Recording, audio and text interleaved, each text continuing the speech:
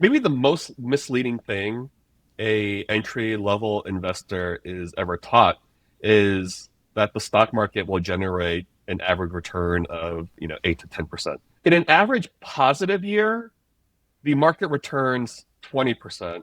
And in an average negative year, you get about -9 or 10%. So that also tells us when we have an up year and you get 20%, it might be your instinct to say, holy crap, this is crazy. But it actually is the case that in positive years, 20% is right down the middle. Let's say, for instance, you pull out of the market today. It is possible that that crash is coming, but what if it's, the market goes up another 100%, but the correction ends up being, a 30% correction? Well, on the other side of it, you're actually still higher than when you would have gotten out.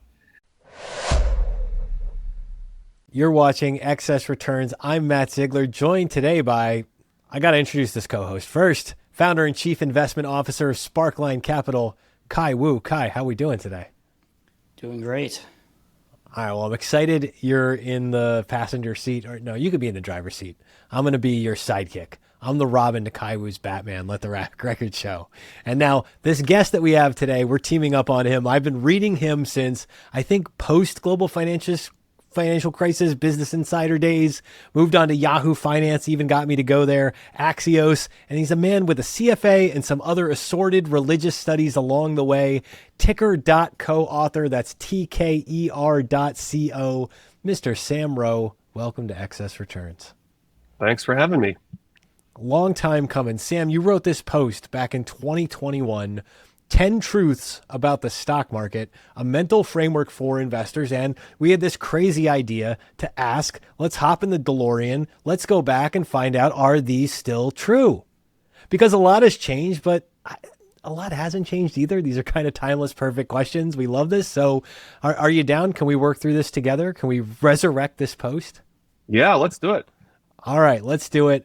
Starting right at the top, number one, the long game is undefeated. Now, I have questions inside of this. You're going to unpack it on all the levels. I mean, how do you think about even balancing the truth of thinking long anything right now, especially long term?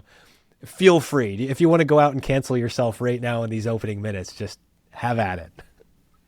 Well, it's funny. One of the reasons why I actually started this newsletter, and thanks for the introduction, by the way. Business Insider and Yahoo Finance was a great experience for me, in that, when you're in the news business, especially financial news, day in and day out, turns out that if you look at the historical data, on a 1 day basis, the odds of the stock market being up or down, it's about a coin flip. So 1 day you're up, the next day you're down, the next day you're up, the next day you're down. And so it sort of creates this illusion that, maybe investing in the stock market is a coin flip. But, as you extend those time horizons out, it turns out that it's actually a little bit more positive than it is negative. And so it was based off of the feedback of readers that I've interacted with over time, that, I feel like I get bombarded with all the reasons why the market is down on a given day, but I take a deep breath and look at what happened in the last 2 years or 3 years or 5 years, and the market's been up, but I've been panicking this whole time. So what's that about? So the way I always ran my teams when we were at Business Insider and Yahoo Finance, I guess sort of the latter half of when I was at Business Insider, was to think about, the data before we just let, some chart just run amok and be ominous, or, have a expert say something with no actual, empirical evidence. Let's always just constantly focus on what the data says. And so, this whole matter of the long game being undefeated, and, full disclosure here, this is completely backward looking stat. But as you dig into what this is about, you also realize that, as the stock market sets new record highs, or recovers from a bear market or a downturn, you have to remember that it's also a reflection of the market overcoming every challenge of the last decade or a couple decades or the last couple hundred years, have whatever time frame you want to use. And so it forces you to, well, it doesn't, no one gets forced to do anything, but it makes you think about, times in the past when, things might have been bad. And it turns out that a lot of the stuff that is very scary, and, brings volatility to the markets, in present day, there's always at least a handful of examples in the past, and we can measure how the market reacted against those events in the past. It's never identical one to one, but it's surprising how similar things that we face today were challenges we faced and overcame in the past. So that's sort of the basic setup, and that's why this was the first thing in this list of 10 truths. And it's You, holding up, by the way. It's holding up. I published this in 2021, and just we're coming off of all-time highs, so it still holds. you may feel defeated, but the long term, still undefeated. Yeah, Nice listeners. you'll get bruised and battered, but you're still standing. You helped kind of crystallize a point in what you just said. I'm putting the highlighter on this because I think this is part of why I so appreciate the ticker.co stuff today, because I got to know you as a writer and somebody expressing this when Business Insider was still breaking headlines and stuff like that, Bloomberg chat style. And you're keenly aware of like, here's all these data points as they're being released into the world, into the ether, but then trying to put context on them and say like, oh, okay, here's this thing that matters because it's new right now today, but now here it is tucked into context, not necessarily to prove some singular point, but say, let's nest that back in the data. How do you balance that in your head? Right. Well, the funny thing with data, especially like macroeconomic data and things that might move markets on a day-to-day basis, is many things can be true all at the same time, right? A jobs report can be very disappointing relative to economist estimates, but when you zoom out, you realize, you might still be on the tail of, years of job gains, and uh, uh, employment might actually still be at record highs. It's just that you disappointed some economists. And then that can happen on the flip side too. It's like jobs reports beats expectation, but it might actually be on a 6-month downtrend. So you can almost sort of back into whatever narrative you want, especially when you're covering markets on a day in and day out basis, where sometimes you might have a positive day when you know that the macro backdrop is actually very negative. So with the way I try to present that information to my audience, is strictly focused with that long-term investor in mind. Sure, maybe a report caused some negative reaction in a given day, but when I share it to my audience, I can actually say this is actually a continuation of a very positive trend, and God knows why markets sold off that particular day. But there, but to your point, when it comes to wrestling with data, unfortunately, there's more than one way to interpret one report and even a couple of reports. Yeah, so stocks go up in the long run, but what's the catch? So this takes us to the second stock market truth, which is that you can get smoked in the short term. So for viewers on YouTube, we're going to put up this chart from JP Morgan that Sam, you had cited in your blog post. And it's titled Annual Returns in Intra-Year Deciles. So it shows the returns by year of the S&P 500 from 1980 up until 2021. And we can see that nice fact that you alluded to, Sam, that on average, the returns are positive with some negative years in there. But then what's also quite interesting about this chart is in the red dots, we can see that the intra-year declines occurring each year. And what you find is that while the returns were positive 31 of 41 years on average, on an intra-year basis, you tend to see drops of, say, 14% on an annual basis, going down to, even negative 49% at periods. So talk to me through this chart and kind of explain to me how this relates to your second truth, that you can get smoked in the short term. Yeah, I think I very deliberately put those truths next to each other because they very much relate to each other. Like I was saying before, you might still be standing, but you're going to be bruised and battered. And I think it's underappreciated how much intra-year volatility or short-term volatility that investors face. And so I think the first time I saw an iteration of this chart from this JP Morgan report actually was probably 10 or 12 years ago when they started sharing this deck.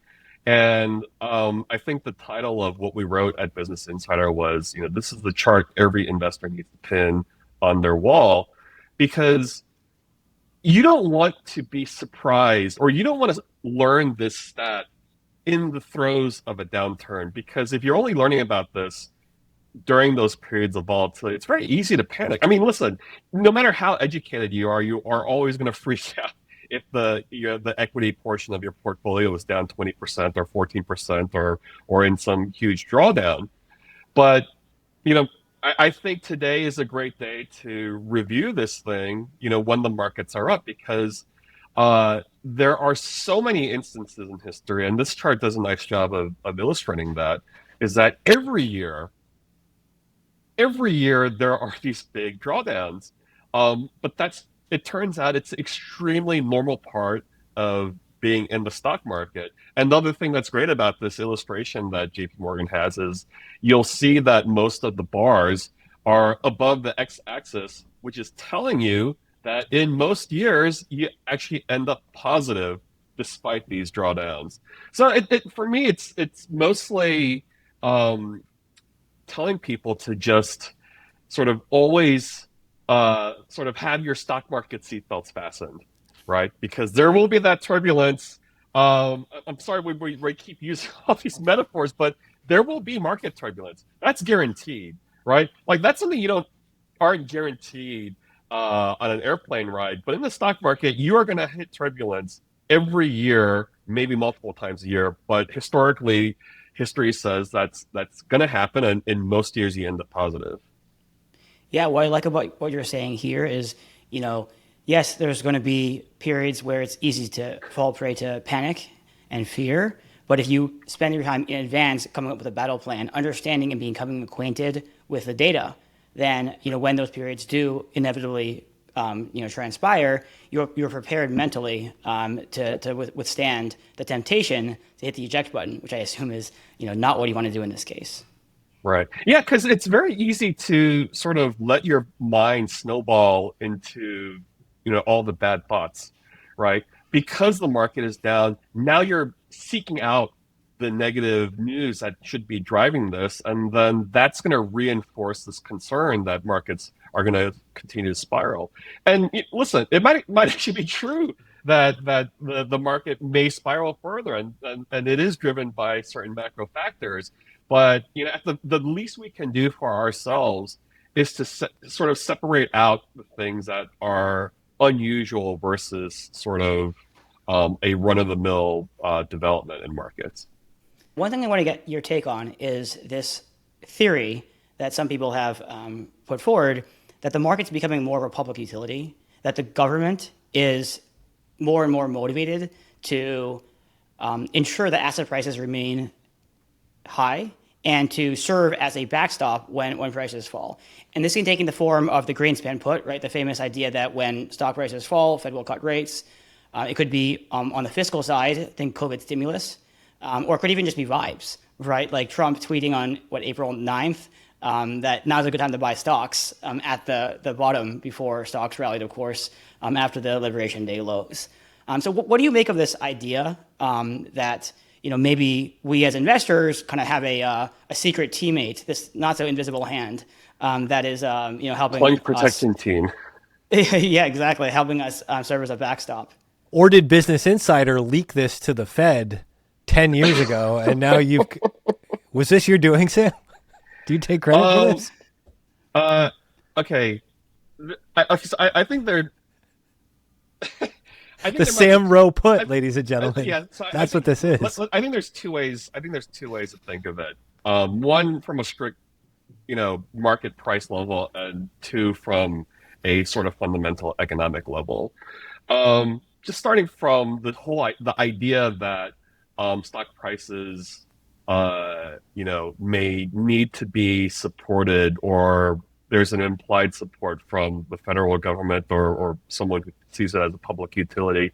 I think it has some merit, because maybe that has something to do with the sort of the huge shift, or maybe even ongoing shift of individuals being moved from working at places that used to offer defined benefit plans, pension plans, and moving over to defined contribution plans. These 401k plans, where the risk of saving for your retirement is essentially moved from your employer to your own hands. And so, if your retirement plans are getting destroyed, well, that's not great, and you're going to blame somebody, and you vote. So maybe there, in many ways, all of our interests are aligned, in the form of the stock market, and maybe the stock market is a proxy for how effective government economic policy is. And so that, I think that speaks to sort of the more fundamental thing is, let's say, for instance, it isn't explicitly about supporting stock prices, but they want to have a friendly economic policy that supports healthy capitalism.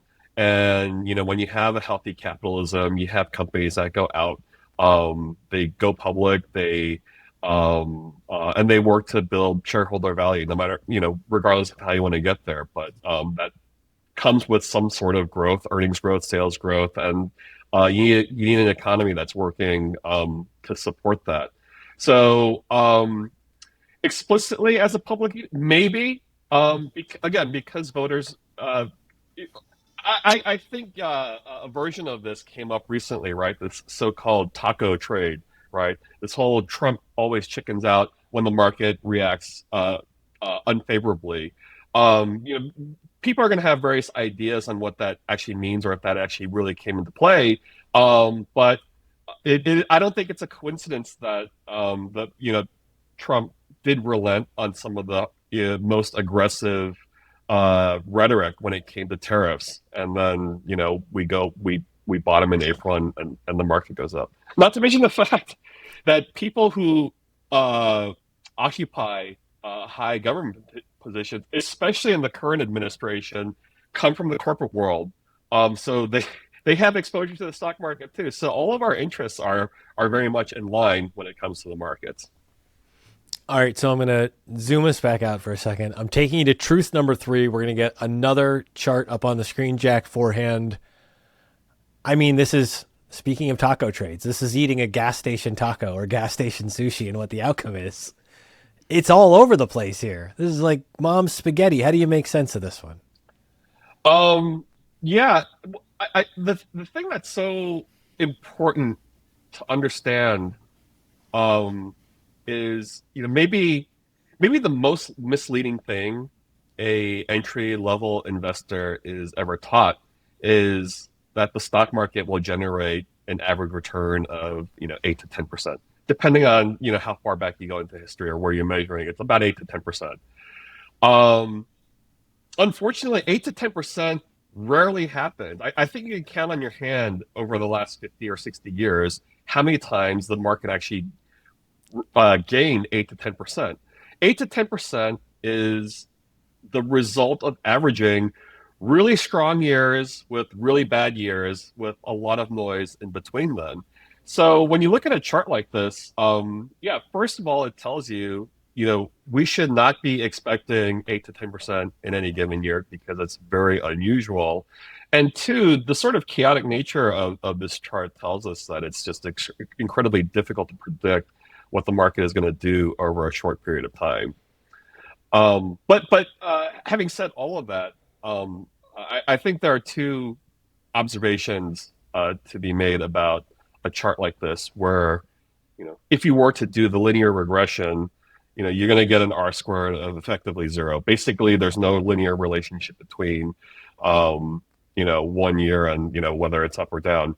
The per, you know, But when you eyeball this, you're going to see something similar to one of the previous charts. Is there are far more dots above that x-axis than below that x-axis. So in most years, you're going to end up positive. And if you do the math a little bit differently, um, and I'll credit Ben Carlson at Ritholtz Wealth Management for doing putting this calculation on my radar. In an average positive year, the market returns 20%. And in an average negative year, you get about -9 or 10%. So that also tells us when we have an up year and you get 20%, it might be your instinct to say, holy crap, this is crazy. But it actually is the case that in positive years, 20% is right down the middle. How do you think about average? I want to broaden the term out for a second. How do you think about average with the proliferation of indexing strategies, whether that's ETFs or direct indexing or whatever the kids are up to these days? And then how also do you think about that and the influence of it on the expectations of these returns and just the passive flows that come into this market? Is that going to change the way this chart looks in the next 10, 20 years? It could. Uh, I think it's great in the current state of things. I think it's great that so many people are getting educated and perhaps moving to in this direction because of a realization that it is very difficult to beat the markets.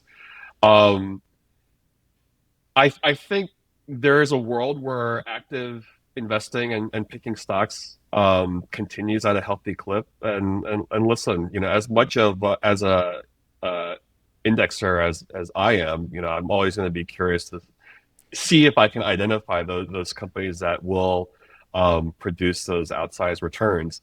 Um, so I think it's healthy what's going on, and passive was behind the curve for a long time. It was only a couple of years ago, I think, passive became more than 50% of what's going on with ETFs and mutual funds. There is this concern that's been put out there by people like even like Jack Bogle saying that, well, if everyone becomes a passive investor, then the whole thing breaks down. Um, I think that sounds about right, but a lot of these same people will also tell you that that's unlikely to happen. But it's a good theory. In theory, this idea that everyone becomes passive and capitalism basically breaks down is a concern.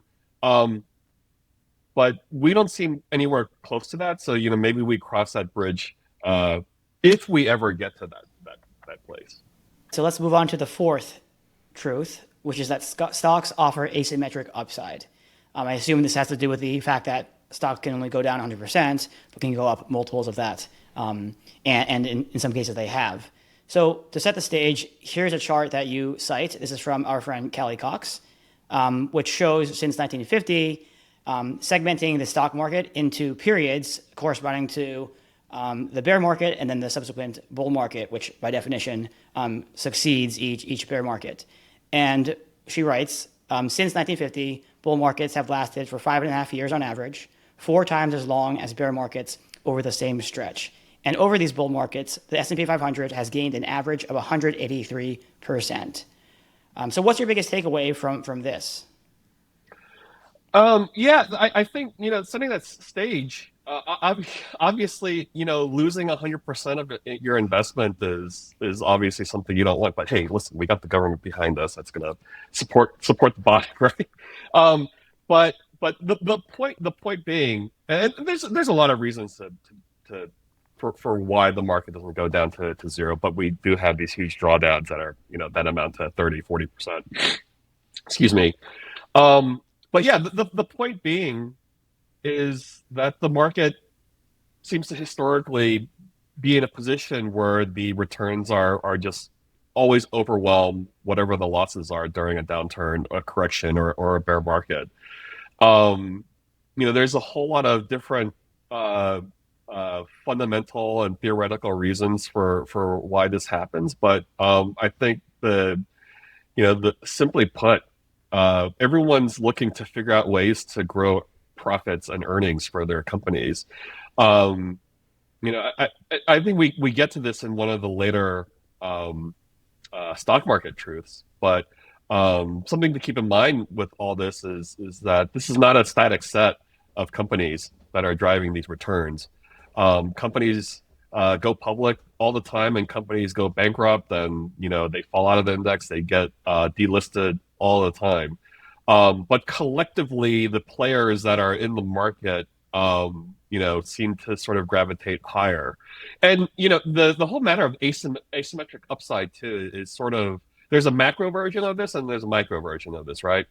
Macro, we see charts like this, and the market is going to return more than it loses on a percentage basis. The macro story being that it's the same thing with individual stocks, but something that's really important to understand is that it is actually a very small minority of stocks that end up driving most, if not all, of the long-term returns in the stock market. It is because companies like Nvidia or Domino's or whatever you want to call it, they're not going up 10% a year. There are a lot of companies that go up tens of thousands of percent over their lifetime that end up driving so much of what you get in terms of stock market returns, which also speaks to why it's so difficult to beat the market. It's because there's so few companies that are actually outperforming. But yeah, asymmetric upside when it comes to the market, as well as the individual stocks that make up the market. Yeah, I mean that to me that's the best in binder finding, right? Right, It right. was always a really kind of interesting fact because I always expected it to be the case, say in venture capital, right? Early stage technology companies, okay, there's a power law. Of course, it'll be a few names that drive the returns of a venture fund or any basket of early stage tech investments. So it's quite interesting to see this also play out even amongst the blue chips and the large cap stocks of the S&P 500. But yeah, that takes me to the next question, which is bringing this to from 21 to 25. Today, obviously, it's AI, right? That's the big dominant theme. And if you talk to any bull, whether in Silicon Valley or on Wall Street, that's what they point to be the potential catalyst for a melt up in stock prices, right? And so, both from the macro and micro, I'd love to kind of hear your thoughts. On the macro side, do you generally agree with this view that there is kind of upside risk due to AI? And then on the micro side, right, as you think about how to pick individual winners from within the AI space, right? As we know with Google and Facebook and Amazon, right, it was generally a handful of names, a few winners that took the entire lion's share of the profits, right? We forget about Friendster and Yahoo and these other kind of also rans. So do we see the same thing playing out in AI? And as an investor in the market, how best should we think about dealing with the situation, that you cited, where it's a handful of winners that will be driving most of the returns, not just of the market, but also of the AI theme? Yeah. So, just for starters, the whole sort of emergence of the current iteration of AI that we've been seeing for the last, I guess, 3 years now, um, it's been pretty incredible to see sort of the uptake from everyone, right? It's. I remember, like, even when the internet came out, there's the popular sort of Today Show clip of it being explained to the Today Show hosts, and they couldn't really wrap their head around it. Whereas, you can't find a person who isn't engaged with ChatGPT or Gemini or Perplexity to some degree, in some way, in whatever age range, right? Like, you'll hear stories of people's kids. A 4-year-old is playing around with ChatGPT and prompting. It's like this is not an unusual story, but also all those people. Not to sound ageist or anything, but the same people who might have been mocked for not knowing how to convert a Word document into a PDF are in there playing around with this tool, and maybe ChatGPT will turn your Word doc into a PDF. So there's so many people understanding and beginning to unlock and see the opportunity in terms of productivity enhancements in their companies. Now, obviously, this isn't perfect. There's lots of stories of companies screwing up with this and not having enough oversight to manage, sort of the output and the flaws and the errors. But the uptake is just sort of mind-boggling to me, and it's all also confirmed by the fact that the orders for the hardware and the software is very tangible, right? This was one of the most bullish signs, maybe 2 years ago, was when all these companies providing the hardware were saying that we actually have a backlog of orders. Companies aren't just exploring this, they're waiting to get this stuff installed into their companies so that they can play around with this technology. So I think that sort of bridges to sort of the micro story, right? And the investment story. Who are the winners and who are the losers? I don't, I don't know. Uh, the lesson from 25 years ago is that the leader can easily become the loser, and the earliest adopters, are the ones to fail, and then a couple years after everybody tries everything, Google comes out and then just destroys all of them, or Apple is late to smartphones or whatever, and then they just completely take over the world. So I think it's hard to predict who will emerge as the leaders. Maybe we haven't heard of them yet, but I hate to give the boring sort of diversification answer, but maybe you just buy all of them and hope. And to that whole asymmetry VC sort of style investing, sort of investment strategy, is you buy all of them. Maybe some of them will go sideways, but then if you have the winners in your portfolio, maybe those will 20x and then offset the losers. And then the other thing too is, especially for people who think that they're missing out on the gains from like the hyperscalers and stuff like that. If it is the case that this is for real, then it's not about the hyperscalers. It's going to be about the S&P 493, if you will. Those companies, I think we're still sort of early innings of this, and we're getting little anecdotes about where companies are finding real gains here. But if this thing is for real, then you're going to see it in manifest in the form of higher productivity and stronger profit margins in these other companies. So buy the whole market. There's a reason why I think strategists are forecasting double-digit earnings growth for at least the next 1 or 2 years.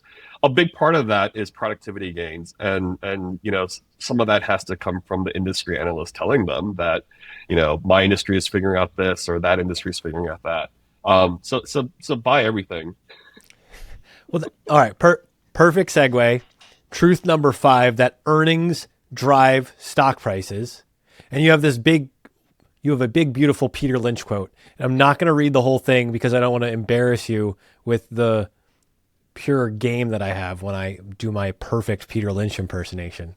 So I'm just going to highlight this part because he makes this point in the quote about how basic corporate profits grow about 8% a year historically. So if corporate profits double every 9 or so years, then the market ought to double every 9 or so years too. It's this idea that earnings and stock prices sort of move in tandem, and which one's pushing each other, it ultimately matters. What you just laid out was with the AI, both the CapEx boom and then the productivity boom, people are expecting really healthy earnings growth, which would say that's part of what's driving stock prices higher. How do you view that linkage? Has that shifted at all in the way you think about this? Yeah, I think it continues to be a pretty good explanation for why prices do what they do. There are all sorts of historical um, uh, sort of studies when it comes to doing those correlations, and one of the tightest correlations that exists in the market is earnings and stock prices over time. Now, if you really want to get into like the nerdy theory, we can talk about stuff like, We well, do. actually, it's Go ahead. We well, do. yeah. So cash flows and cash flow return on investment and all these things that are the actual drivers of theoretical value in a company. But you know, earnings is a good way to eyeball it, and over time it just sort of lines up. Um, I find it that this sort of view has actually helped a lot this year, for instance, in understanding why the stock market is doing what it's doing, because everything ranging from surveys that tell us that there's a lot of uncertainty when it comes to economic policy and trade policy and how that's affecting, how purchasing managers are thinking about ordering capex and all this stuff, all the way down to things like economic data cooling. For months we're seeing the rate of job growth decline. Job openings are on the decline. Hiring activity is at a standstill. Things like consumer spending. Yes, it's still healthy, but things are starting to flatten out over there. Industrial activity is starting to flatten out. A lot of economic signs are saying that the economy is cooling. But every 3 months we'll have another earnings season, and companies will come out and tell us that all this stuff is happening. But hey, we figured out a way to make earnings continue to grow in a way that collectively, where we as the representatives of the S&P 500 or whatever are still forecasting double-digit earnings growth for 2025 and 2026. So everything else seems to fall apart when you try to understand why the market is at a record high, except for the earnings story, which is that earnings are very healthy. Okay, so I think this leads nicely into number 6, which is that valuations won't tell you much about next year.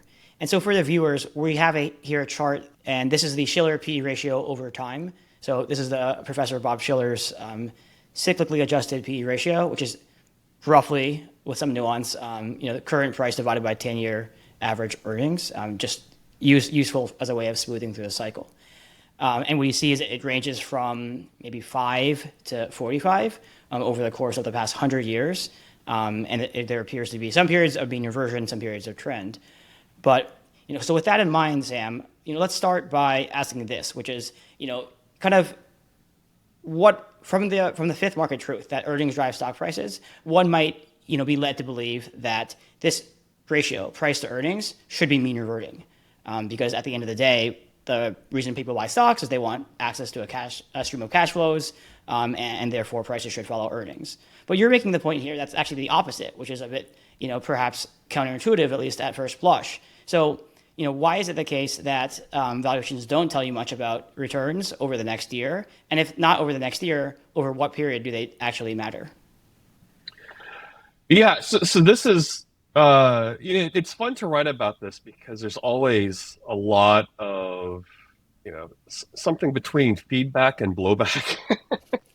um, First of all, valuations matter in many ways. It helps us understand the premium we're paying for a company's earnings. Simply put. Um, and then historically, you see, for instance, you see the Shiller PE ratio, and you see 1 year forward or 1 year, trailing, 12-month earnings PE ratios, and all of these things.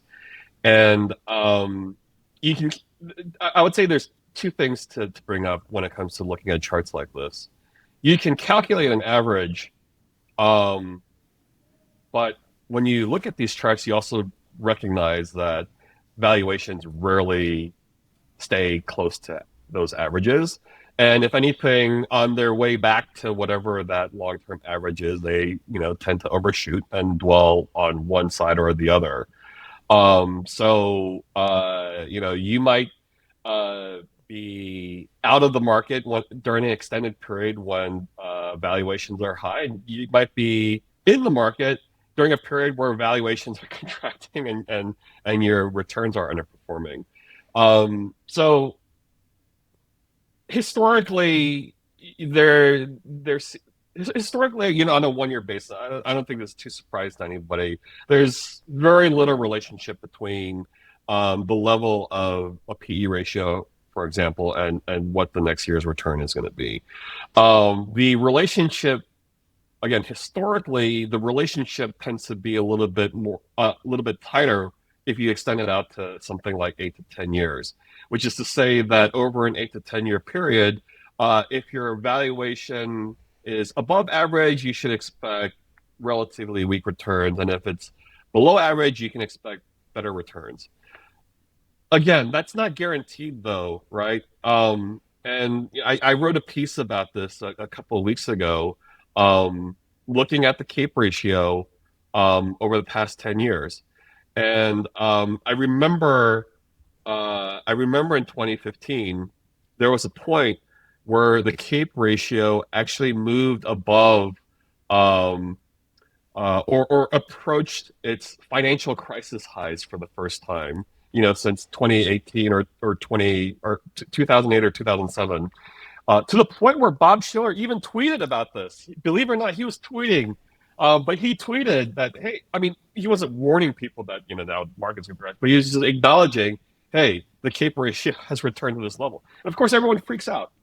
Of course, well, gosh, we are back to financial crisis highs. There's all kinds of reasons to be worried. At the very least, we can say that, hey, maybe we should expect below average returns for the next 10 years. You do the math from 2015 to 2025 to present day, average annualized return is, somewhere between 11 and 12%, which is very high. So if you were expecting low single digit returns, which is what the historical data tells you, maybe you might have been a little underexposed to the market. So listen, I think I'm still sort of working out the math on this, but when you do look at those sort of long-term charts of earnings and stock prices and how they have a very tight correlation, when you zoom on it, you do see these fluctuations where it's like earnings kind of go like this, and then whatever. These fluctuations is mathematically the same thing as when PE ratios go up and down. So when you look at PE ratios going up and down like this, it's like that chart alone might give you a lot of consternation. But at the end of the day, it's just the hiccups in this long-term relationship of prices and earnings going up. And I'm sorry to sort of rattle on here, but the last thing I'll say is this, and I think this is not talked about enough, but analysts at Goldman Sachs have done a couple of studies on this idea that valuations are mean reverting. And I forget, there's a statistical test that you can do for exactly like this test stuff like autocorrelation and whatever.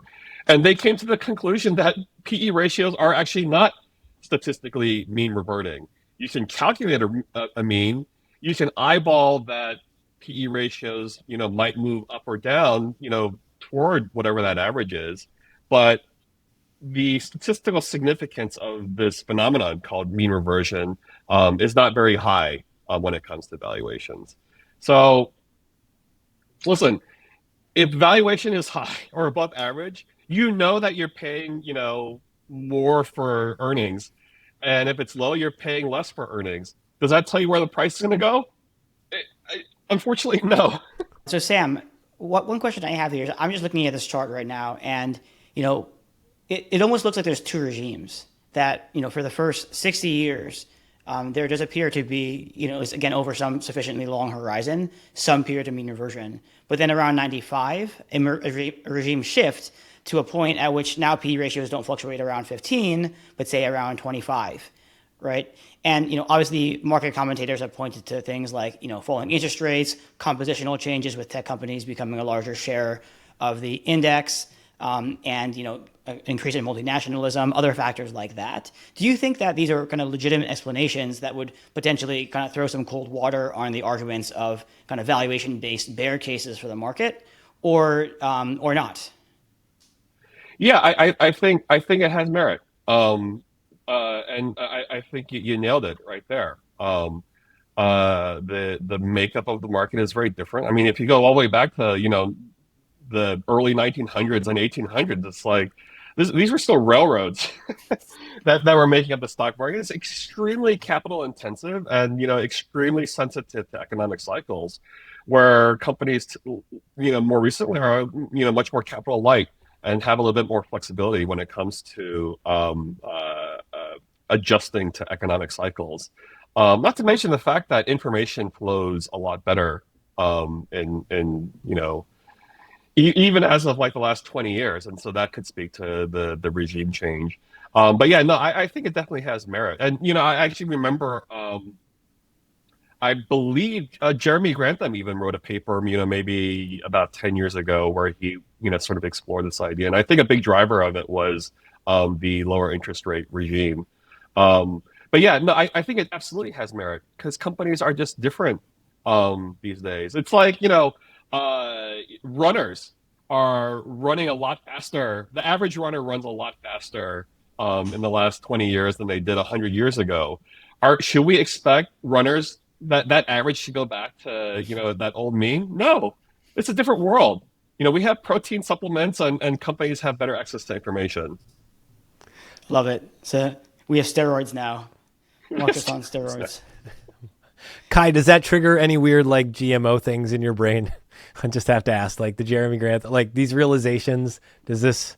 You've thought about a lot about this. Any further comment from you on that? Yeah, no, I spent a long time thinking about this. I actually, was an analyst putting together the 7-year forecasts back at GMO. So, I mean, we could go on the rest of this hour talking about this topic. But I think you're right, Sam, to point out that there are obviously some changes. I think the key component of the 7-year forecast that, that I think, could be called into question, and I think Jeremy was even alluding to partially in his piece, was this assumption of mean reversion of profit margins, right? Yep. Yes, if you look at the same chart through over the same period, you'll find that the say earnings to sales, so the kind of profit margin of the average U.S. company was historically a certain level, and then around the 90s got higher and has not fallen down to its historical average. Part of that has to do with sectors. I think there's another component that I think both Jeremy and I have talked about, which is this idea of the monopolization of the stock markets.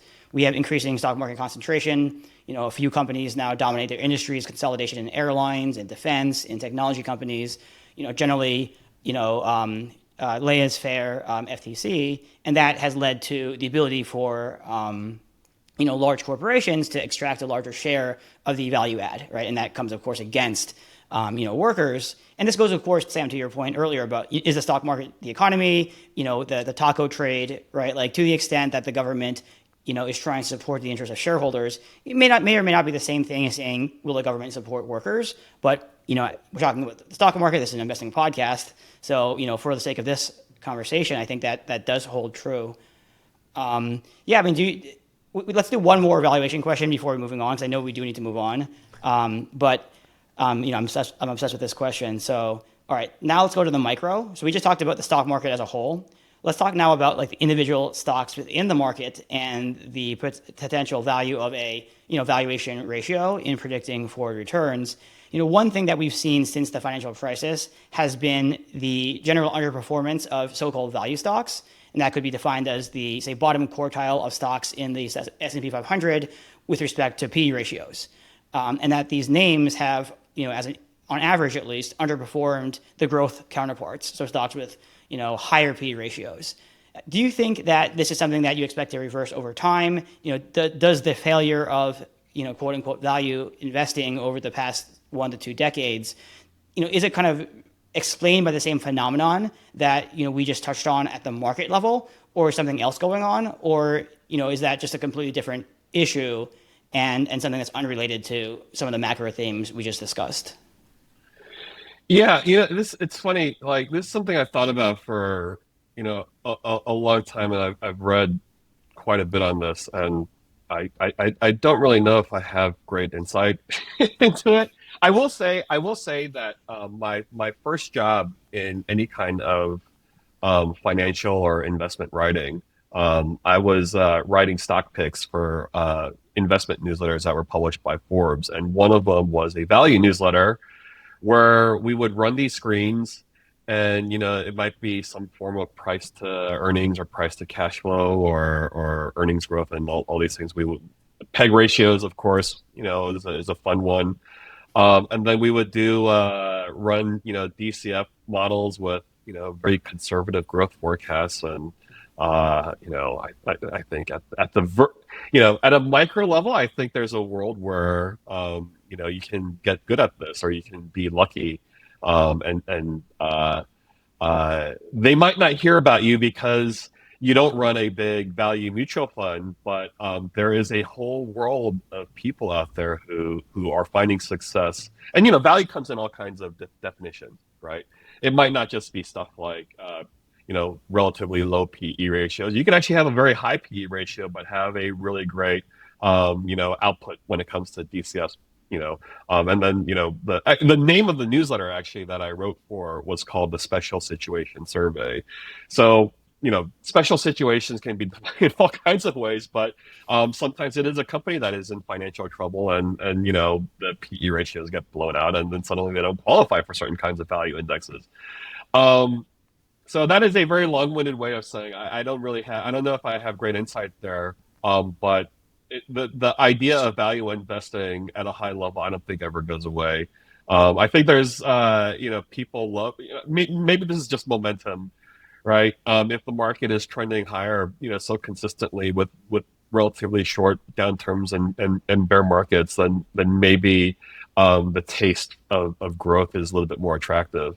It's so funny that there's so many people who will boast about how great their returns have been, but it's like, no, you just have you have high beta in an upturn. It really, maybe that was the right decision, but that doesn't work. It doesn't work in a market downturn. But yeah, that said, I don't know if I have great insight. I don't think it goes away. There may be a time when value investing outperforms. Maybe it's in an extended bear market that I hope is not coming. I'm going to use that to jump us into truth number 7, that there will always be something to worry about. My inner sense of paranoia, despair, dread, existentialism. I see this and I go, yeah, I get it. I fundamentally, intrinsically, inside of myself understand there will always be something to worry about. But my God, there just seems like there's so many things to worry about, Sam. Yeah. Oh yeah. There's always a top 10 list, and there's always a top 100 list. It's just things just sort of get reordered, and of course, an event will happen, and by the time it's already priced into the market, it gets moved up those lists. At which point, there's really no sort of alpha to be generated from the fact that it's up there. When you come up with the 100 truth list, do you know how long this podcast is going to get? Yeah, we'll have a series. We'll have to get a sponsor and all that good stuff. Right. And, maybe we'll make some money off marathon, yeah. But yeah, as they say, uncertainty is always high. And when I write about this, it's not just about keeping anxiety high and explaining why you have so much anxiety. Well, it also represents the opportunity when it comes to investing in the stock market. That uncertainty and the risks that you are thinking about, the risks that every investor is thinking about. And lately, it's about inflation and tariffs and geopolitical risks. These are all things that, because everyone's thinking about it, they're pricing this into the market in the form of discounted prices, which means if things aren't as bad, if things don't turn out as bad as those very bad case scenarios, then your returns are going to be much higher. The uncertainty and those risks is the price you pay to get a higher return. So I think that's sort of the way to think about things that we are always worrying about every day. I had a strategist tell me once to look at the way they would stack rank basically the fears in the investor surveys. And this was one of the big strategists inside of Merrill Lynch. And he was basically like, you want to look at these charts to fade these fears. Yeah. He's like, the more you see these grow and beyond a certain size, that means too many people are worried about the same thing. That means they're probably priced in. The actual question is, you should not look at this to say, what should I be scared of? You should look at this to say, what's the most profitable way to fade these fears? And that's always stuck with me. Right. Yeah, I think a really great example. It's funny you say Merrill Lynch. Bank of America Merrill Lynch produces that great global fund manager survey that gets reported on pretty frequently. And you know, something that was not on that list before, like maybe March of 2020, there's no pandemic risk there. There's no COVID risk there. And of course, by the time it shows up on that list, um, the market is already recovering. So there's no money to be made. Right. Yeah. Yeah. Yeah, it's an exceptional point, which was actually the literal that report, the Global Fund Manager Survey, was there's a specific chart in there for like what's the biggest fear in the next like 6, 12 or 6 to 18 Right. months or something, and it's enormously informative. Kai, take us to number 8. Okay, so number 8, the most destabilizing risks are the ones people are not talking about. So this is, of course, the flip side to what you said. Most of the risks people talk about are priced in. Those that are not are the ones that will ultimately take the market and blindside us. So first of all, how do you kind of identify these risks? Is it even possible to do so ex ante? And then, today, in 2025, what are the risks that people aren't talking enough about that you think people should be a bit more worried about than they currently are? Yeah, and I think by definition, it's not really possible to identify these risks. You might get lucky. You might see something that's very low on that list of top 100 risks and say, hey, maybe this shouldn't be at 80, this should be at 40, and that's where you trade, right? So to speak to your strategist strategy, like that's the way to play something like this. But I think one thing, well, there's two things I think I would say about this. First of all, that risk or risk event doesn't necessarily have to be something that is a systemic problem or even very high stakes. Um, I think I don't know if this is a perfect example of this, but the whole uh, experience we had with Silicon Valley Bank and regional banks a couple of years ago, where this just came out of left field. That there could be potentially problems with deposits and all this kind of stuff in smaller banks or something, and there was this volatility in the stock market, and it was short lived. And even as people understood, what it would take to contain that, we were not talking about the great financial crisis. We were not talking about a global recession. We were not talking about a mega bubble that was exploding. But just the fact that it's just not priced in at all, and it's like, that's another thing that about stuff that's not listed on these risks. Not only is it not priced in, but it's usually not really very well understood when it emerges, right? Everyone's trying to make sense of it in real time, and the easiest thing that you can do when you don't understand something is to sell.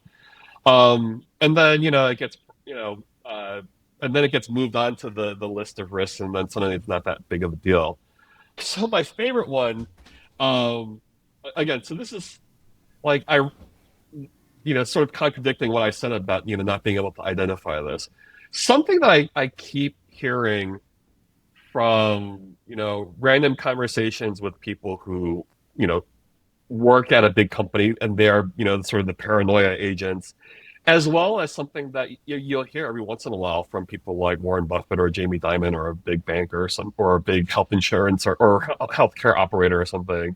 It's cyber attacks. Cyber attacks keep coming up as things that really freak people out, and you know, they do appear on lists, but they appear, if they appear on a list of risks, they tend to appear very low because we haven't had a big cyber attack in a while. We've had big cyber attacks that should have people freaked out, but they haven't happened in a while. So yeah, I do think that is a concern. The only thing I would say about something like cyber warfare and cyber crime and that kind of thing, which can get really bad, is I've tried spending time looking into this, and I remember going to a talk. Um, it was sort of like one of those sort of Chatham House rules types of things, where there were CTOs and CIOs of very large companies in attendance, and they were talking about sort of high level how they think about cybersecurity and how this trickles down, and how they keep things tight to protect secrets from getting out, as well as things like deposits from getting corrupted. It is sort of mind-boggling to think about how much money a good company is spending to protect the most crucial parts of their operations from cyber attacks. Not to mention the amount of staffing that these companies have, because that's everything. You lose one penny from one depositor, at a bank. Your whole, I mean, I'm sorry, but I'm leaving that bank because you should not have that kind of vulnerability. It's funny. These same places will have these hacks where personal information gets out, but it's not so personal that your deposits are compromised, right? Because there are layers to this. There's stuff that's like extremely. It's like the black box of an airplane, right? Why isn't the whole plane made out of the black box? Well, that speaks to different things when it comes to the economics of it all. But it's like, um, uh, there is something about when it comes to like cybersecurity spend and strategy and tactics that make it a relatively low risk. But that said, um, when you pay attention to how some of these people talk, they'll talk about politics and trade and all these things, but then they'll quietly say, "Oh yeah, we are spending a fortune protecting against cyber attacks." So Yeah, I mean, um, hopefully that yeah, I doesn't guess happen. it's where you're putting your money where your mouth is. Like follow the reveal preferences of Right. CEOs is to protect that. Now, Sam, I've been thinking a lot about this question, which is like, to what extent has AI become a risk because of its success, right? And you've all seen the data on how the hyperscalers are now spending $1 trillion or whatever over the next whatever years in AI capex, building out these data centers. The money's going to a large extent to Nvidia, and that has buoyed the stock market, the economy. Valuations for these companies are pretty high, to go to your prior point, because of the market's expectation of this kind of asymmetric upside scenario related to AI. These top seven Mag 7 stocks are now 30 to 40% of the stock index, and concentration is of course near all-time highs. So to the extent that this is true, and it is the case that the market is now kind of all riding on one idea, one theme, which is the success of AI, does that create a risk for investors to the extent things don't pan out quite as well as expected? Yeah, I think so. Yeah, I think any time you have um, an investment opportunity that is very attractive, um, uh, I think it's almost inevitable that there will be some form of overshoot when it comes to the investment and the enthusiasm and the expectation of whatever it has to offer. So I will offer sort of a twofold answer to how I think about this. I think absolutely there will be a point where we're going to hear that we spent too much, or we're actually going to have to revise these capex numbers now down. I mean, so far, like the provisions have only been upward, so that is a probably a relatively good sign for now that they, maybe it turns out they were too conservative. Because again, this is world training technology, so it's like God knows how much you actually have to invest in this thing. But yeah, I think it's inevitable that you overshoot because that's just sort of the nature of things that's good, right? You go to if it's all you can eat crab legs night in the dining hall, you might eat till you're sick, and I think that's just sort of how our brains are wired, especially when it comes to investment opportunities. Um, so on one hand, I think yes, that's inevitable. The question really is the degree to which we overshoot and the degree to which we have to correct. And that, of course, is sort of like, the gajillion-dollar holy grail question, right? When have we overshot and how far do we correct? And if we knew the answer to that question, we would have made money in every bubble, right? The issue, the reason why that's a risk on both sides is if you know that we're going to overshoot, and let's say, for instance, you pull out of the market today it is possible that that crash is coming, but what if it's, the market goes up another 100%, but the correction ends up being, a 30% correction? Well, on the other side of it, you're actually still higher than when you would have gotten out. And, even under those circumstances, that much harder to get back into the market when you see the correction happening. So if you have a great plan, maybe you do ride that out. Um, but yeah, getting back to your point, I think the risk is very high that this thing is either currently overextended or eventually gets to a point where it's overextended. The big question being, by how much and how much do we correct? I'm going to use that to jump into truth number 9. There's a lot of turnover in the stock market. No, there's not, Sam. It's the same stocks in the top 10 every year. We're all just here hanging out with our all-you-can-eat crab leg buffet in the dining hall, which you're going to have to explain that one on another day, where that reference came from. I went to school in Boston. All right. That's enough said. All right. Boston will take care of all you can eat crab legs in dining halls. Private colleges in Boston have that issue. Anyway, I digress. You digress. You said that there's a lot of turnover in the stock market, and I said no, there's not. So defend your truth. Yeah. S&P. Well, the S&P Index Committee actually makes this announcement. Every couple of weeks. Some stocks are getting added to the index, and some stocks get dropped. And over time, it works out to about 5% of the S&P 500 turns over every year. That's a decent amount of turnover, especially in the context of when people are talking about, passive, whatever passive means. But when it comes to the market, yeah, it is the case that, like we said at the top, it's the 30 stocks in the Dow, not a single one of the original Dow 30 continues to be in that index. And with the S&P 500, every 10 years, you see about a third of the companies get replaced.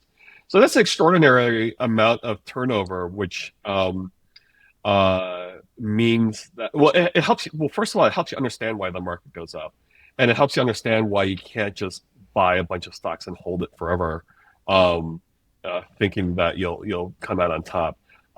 It is a process of, S&P, for instance, and the way that they put those indexes together in many ways is a momentum strategy, right? The companies that are losing money and the prices are tumbling get to the bottom of that list, and then somewhere else, maybe it's, the small or mid cap index, or, someone that's relatively new that has a ton of earnings and the stock price is going higher, will replace the laggard. And, when you catch a company on the way up, you're going to benefit from that momentum. So you take that downward momentum and replace it with something with some upward momentum, and then collectively, that also begins to help you understand why the S&P 500 goes up.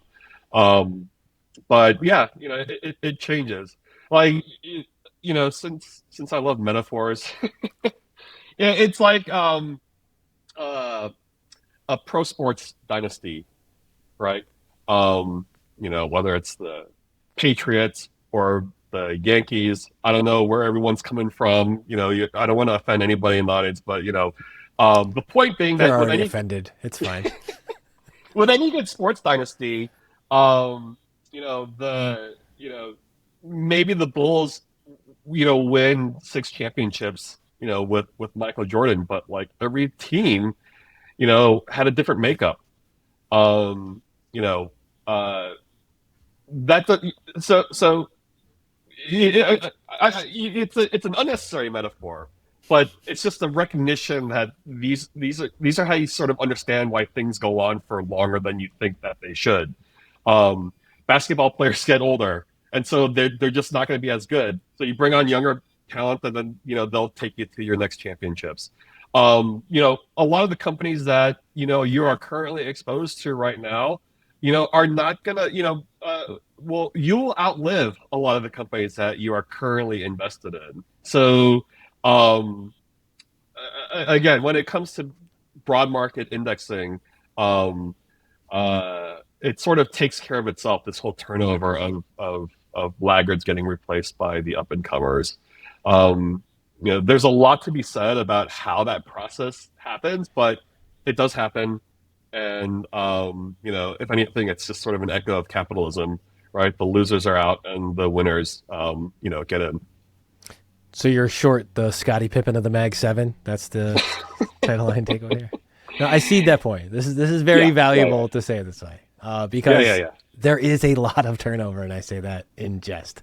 Kai, Yeah, because sometimes quotes get taken out of context. Like I know one of the famous Warren Buffett quotes is his favorite holding period is forever, but in practice he doesn't invest that way. yeah, So, and that because if he was holding forever, well, his returns would be very different. yeah, I think about that the whatever the gobstopper was from Willy Wonka, and like the Werther's original hard candy that would have to be All Warren right, Buffett's like yeah, forever everlasting. everlasting candy. Kai, what you got? Bring us to a close here with the big number 10, and then we'll All see if we right. can get Sam to stick around for a few bonus questions. All right, number 10. The stock market is and isn't the economy. Now, Sam, you touched on this earlier already, talking about how currently in this year we're starting to see the economy soften and economic data be a little bit less robust than it has in the past. Yet stocks are at all-time highs, and of course, you pointed out the divergence between the stock market and the economy with regards to earnings as opposed to, say, GDP and other economic data. Now, because we want to kind of move forward here. So let me ask you a different question, which is about the U.S. specifically. I think most of the conversation so far has been focused on the U.S. stock market and less, other countries. Now, the U.S. market's dominance has, of course, been tied to the exceptional performance of its companies and its economy, right? Over the past 10, 20 years, or even going back through time, the U.S. has been, one of the best performing economies. Now, some people argue that we may, over the next century, see a changing of the guards, and maybe the U.S. will no longer maintain this exceptionalism that it has over the decades. What do you make of that argument? And do you think that has a bearing on how the U.S. stock market may or may not perform relative to other countries' stock markets? Yeah. So that's a great question, and I think it's really important in understanding, um, how the U.S. stock market works and why the returns are and have been what they have been. Um, let's see. There's a sort of a dozen ways to go after this, but I guess I'll just start with sort of the basics. Um, First of all, uh, okay, we can talk about the U.S. stock market as a whole, but I'm usually talking about it in the context of the S&P 500. Um, it's also the case that the S&P 500 actually makes up about 80% of the market value of all U.S. stocks. So it's effectively the stock market. S&P 500 companies generate somewhere between 30 to 40% of their revenue outside of the U.S. Not because someone told them that they have to be globally diversified, but that's where they're getting growth. And the so there's two things to be said about that. Investing in the U.S. stock market is not as simple as getting exposure to the U.S. economy because so much of the business is generated outside of the U.S. And as various overseas markets go through their cycles as well, those economies and those business opportunities cycle, you'll also see these companies shift where they are pursuing growth and where they are not pursuing growth. Different companies have different exposure to different countries all around the world. Um, and with one goal in mind, it's growth. So that's one thing. Another thing, so with that in mind, oh, and by the way, this is actually the case with stocks in those international markets too. Much of the revenue generated by British companies is generated outside of the UK. Much of the revenue driven, generated by Korean companies is generated outside of Korea. So it's a complicated sort of dynamic because it's not as simple as exposure to local economies. But when we're talking about this concept of American exceptionalism in the context of the stock market and the publicly traded corporations, um, I think it becomes much more about stuff like corporate governance and culture and how executives are paid, and how executives think about work and how they are incentivized and how their employees are incentivized. And that ranges everywhere from, I don't know, arguably exorbitant pay in the U.S. all the way down to, God, I hate to sound really cynical here, but it's like a lot of people in the US have to work because that's where they're getting their health insurance. And it turns out that their retirement is also tied to the performance of that company. And so suddenly there's all these forces, being aligned where it's like, well, I need to have this company do well. I need to contribute positively to this company. And I also want to see the company's, stock price go up. And I don't want to get fired because, my health insurance is coming from here. It's not the case in many other countries. And that's just sort of like, scratching the surface in terms of different sort of cultural things that are going on when it comes to how companies are run. So there's a reason why, the U.S. owned coffee shop in France is going to compete differently from the French owned coffee shop in France, even though they also have their own local employees and all those things happening. But there are bigger things that are happening behind those individual cups of coffee that might look the same.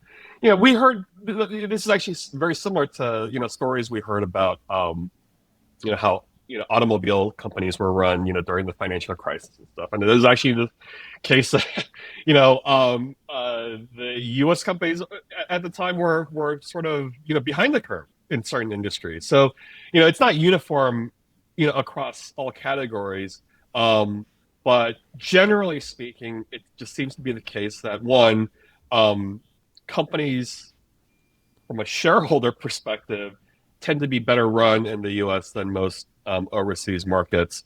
And there's also all kinds of things to relating to the availability of capital and the risk-taking appetites of investors and billionaires and stuff that people who live out here. And I guess well, yeah. So we could talk about this forever, but I think those are sort of the big picture items that sort of define. So unless something is changing from both a policy and cultural standpoint in an overseas market where suddenly the incentives are that much more intense that you need to compete and you need to work and you need to come up with a company that's going to change everybody's lives. I'm not quite sure that the existing iteration of American exceptionalism fades over the long term. So we're not holding our breath on a European company offering Elon Musk $1 trillion pay package. Right, exactly. God, cultural, it's just so different. It's just so different out there. Um, People have different views on, what they look up to in terms of success, and then even the people who are extremely successful have different ideas of, you know, uh, you know, maybe money is not the best form of measuring wealth for some people in some parts of the world. Don't tell people in America this. And I'm sorry to be that cynical, but I don't know how else to explain it. But for whatever reason, that seems to work for the U.S. market. Sam, how do you feel about these 10 truths? You're looking back on them. It's 2025. This is 2021. Do you feel like you nailed it? Do you feel like there's stuff you wish you could redo? How's this feeling now that we've gone through all 10? I think there might be a couple I've thought about adding, um, and unfortunately, I wrote that down somewhere a couple of months ago. I think I forgot them, so maybe they're not that important. But I will say something real quick. So where this actually came from, um, my byline at Business Insider still exists. So you can actually still find my author page at Business Insider. And the last post that I wrote when I left, so this was sort of the swan song post, was um, it was titled "The Truth About the Stock Market in 16 Charts." And basically, this again at the time, this was sort of like, at the time, this was kind of the framework behind which, you know, a lot of the way we covered, you know, financial markets was sort of supported by. And then, I kind of condensed that into what we saw in these 10 truths that I published in 2021. So I would say this, these seem to have held up for the 10-year period from when I left Business Insider in 2016 to, or the 5-year period when I launched in 2021, and they've held up so far. So I think for now I'm happy with where it is. Low turnover in the Sam Rowe top 10 truths. Low turnover. That's what I'm taking away from this. Sam, you got time? Can we ask you 2 more questions? Yeah, sure. All right, let's do this. I'm actually really curious about this one. I called dibs on this one. What's one thing that you, Sam Rowe, believe about investing that most of your peers would disagree with? Um, that's a great question. Um, I think it gets back to I think it's Truth Six about valuations. Um, I don't think it's like a black and white disagree. I think there's gray area here. I absolutely think valuations do matter when they get really extended. Like if we're talking about 50 or 60 or 80 forward PE on the entire market, or certain companies where it's like it's really out of line. I think there's a case to be made that maybe valuation actually do matter. But so much of the discussion right now is stuff like 17 PE versus 22 PE, and I understand that in historical context that seems like a lot, but what's another way of thinking about a PE ratio? Uh, 17 forward PE means it'll take 17 years of to earn back whatever you invest into a stock, and then 22 means 22 years. So what's the difference between 22 and 17 years? You can send your Uh, kids to a nice school in Boston, and they could eat a lot of crab legs. That's the difference. yeah. So like I said before, like the long history of charting earnings and charting price, it has a very tight correlation. And when we talk about, 17 versus 22, it's just a brief hiccup over time.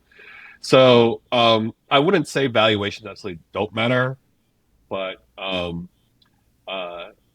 people spend way too much thinking about valuations when they're not that far from the historical average. All right, got one more for you, Sam. Based on your experience in markets, what's the one lesson you'd want to teach the average investor? Uh, oh boy. Um, I think I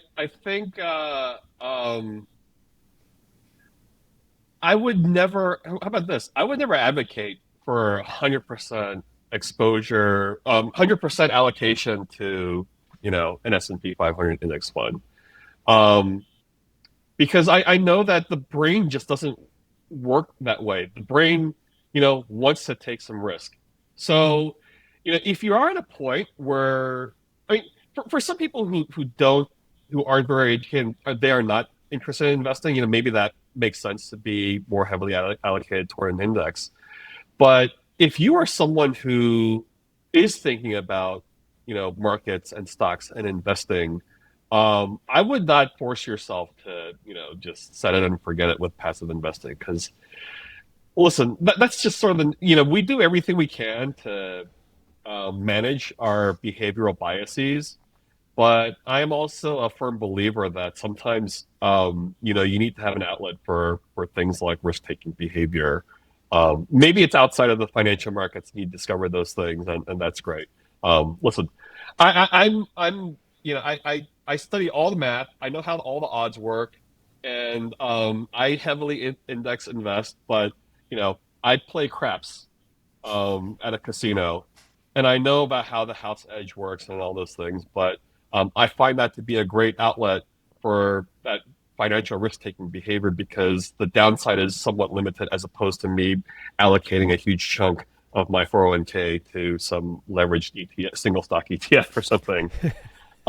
So, so index, but don't deprive yourself of taking a risk if you think that there is an opportunity in there to get some alpha.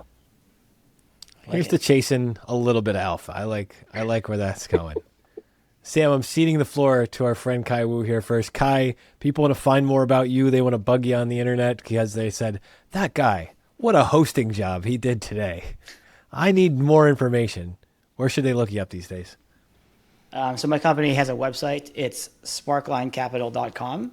And you can find me on Twitter and LinkedIn at the same handle, which is CKAIWU. Fantastic. Kai, thanks so much. Sam, same question for you. People want to bug you on the internet, tell you their truths about the stock market and all their opinions. Why? Where should they look you up these days?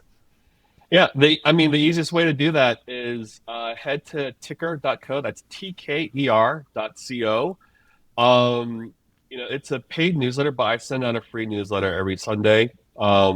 If you're interested in getting a little bit more access, just say that you heard me on the podcast, and I'm happy to toss you a free month so you can see what the paid subscribers are getting. Otherwise, you can find me on X at Samro. Fantastic. Highly suggest you follow Sam in all those places. Get Ticker. At least get the free version, tker.co. This is Excess Returns.